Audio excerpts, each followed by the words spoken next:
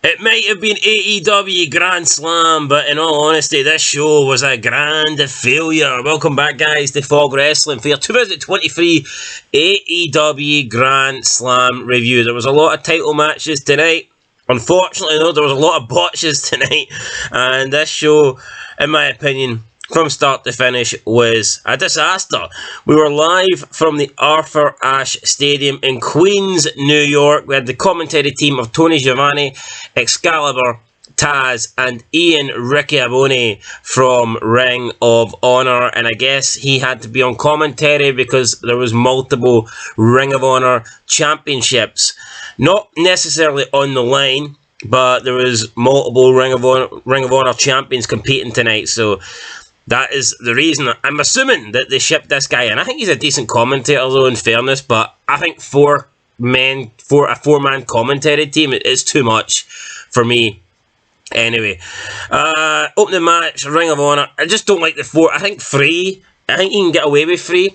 If you do it correctly, I think 3's okay, but any more than 3, and it's not good. And I know they've done it before at pay-per-views. I remember one WrestleMania, you had 6 commentators at the same time when you had the Raw, SmackDown, and ECW, and that was kind of chaotic. Anyway, let's not talk about it, let's move on. 4-man, 3-man, who gives a shit with a commentary team?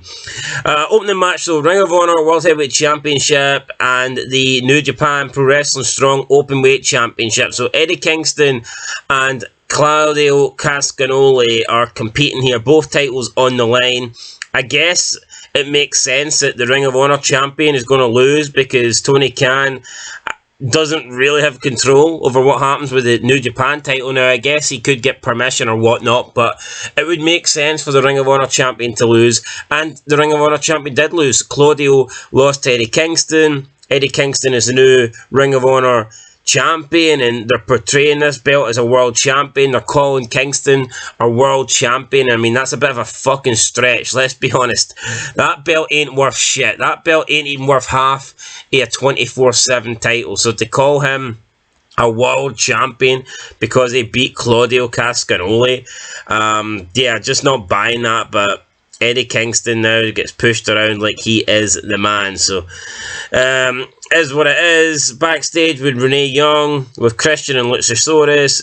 Christian and Luchasaurus get challenged by Darby Allin for a triple threat match at Collision with Sting barred for ringside. So essentially it's going to be a 2-on-1. Then we've got Jericho versus Sammy Guevara, the Les Sex Gods, competing for the first time ever. Jericho won. Now, there was a cool spot where Sammy Guevara went for like the shooting star press, the 450.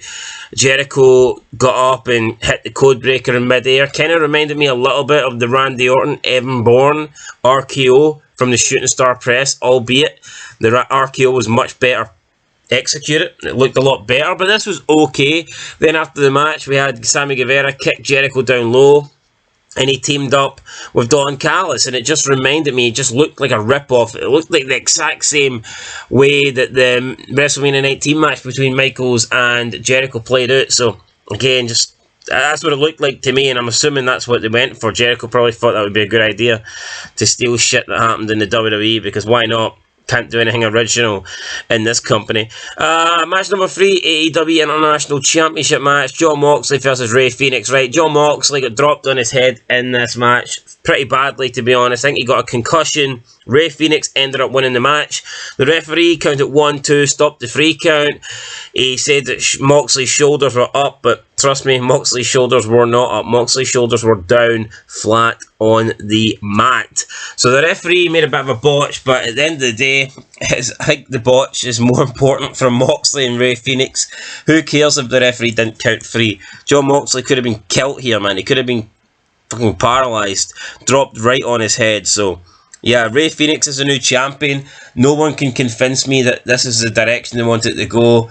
I think that they've just changed this on the fly and they've had Rey Fénix win, because I just can't imagine Rey Fénix would beat Jon Moxley clean in the middle of the ring 1, 2, 3. I personally don't see that happening, but hopefully Jon Moxley it gets better soon. But yeah, concussion apparently at this point, and the Phoenix driver, he does. I mean, Moxley just right in the top of his head just bashed off the mat. It did look bad, and the second one looked bad as well. he got him up for another finish on the second one, looked just as bad, if not worse, to be honest, than the first one. Then we move on to the women's match. It was Surya versus Toni Storm. Surya beats Toni Storm. Did her DDT finisher, did not look great. Toni Storm's big fat ass getting stuck in the corner of the ring.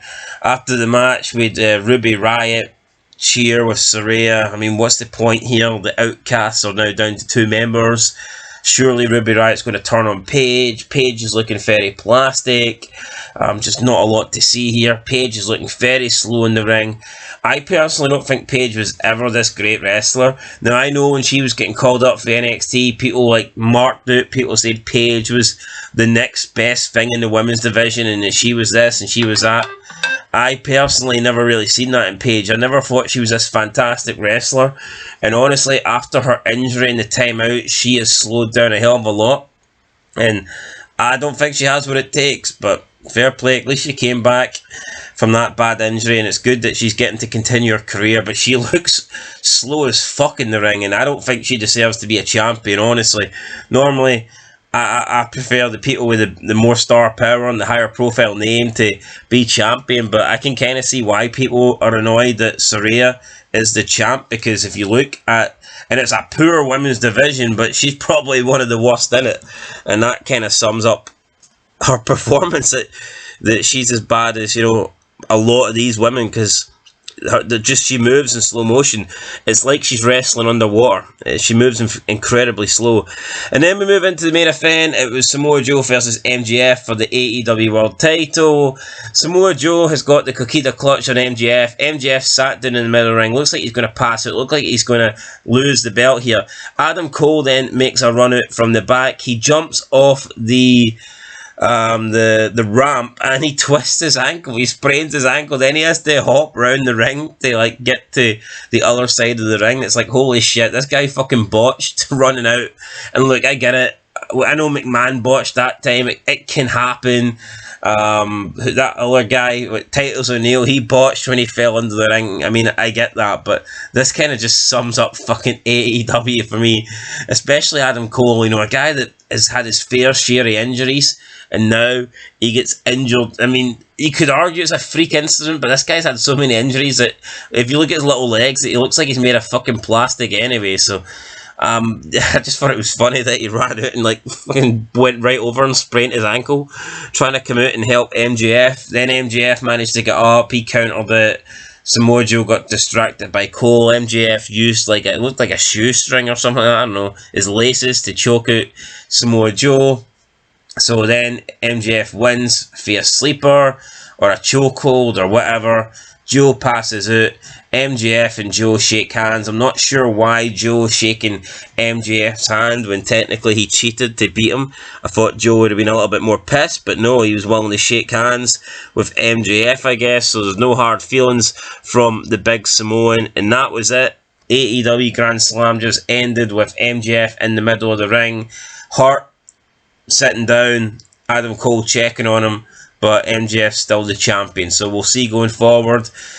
Does Adam Cole want another shot at the title? Who knows? Who's going to be the next competitor for the title? Who knows? Looks like it's Samoa Joe done.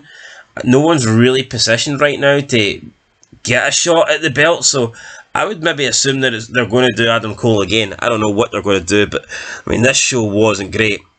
It really wasn't. Hopefully Moxley's alright. I do think it's ironic that this guy, bleeds every single match, and then the one match where he doesn't bleed, he legitimately gets injured, Fuck me. Maybe the guy would have been safer not taking a pile driver and just bleeding for the entire match. That might be a safe option for Jon Moxley going forward, but hopefully Moxley's not too hurt. Hopefully he can recover for this concussion. Hopefully Adam Cole's ankle isn't snapped in a million places. Hopefully he recovers, and don't want to see anybody seriously hurt, but this show I don't think was good. It's just either botches or showing us shit that we've seen before, or slow ass fucking Surya matches, or Eddie Kingston looking like a bum. Just not a lot to talk about positively in this AEW review. Like I'll give it 2 out of 10. 2 out of 10, guys. That's my thoughts. Yeah, Jon Moxley, get well soon. I'll catch you in the next one, guys. Till then, though, Peace.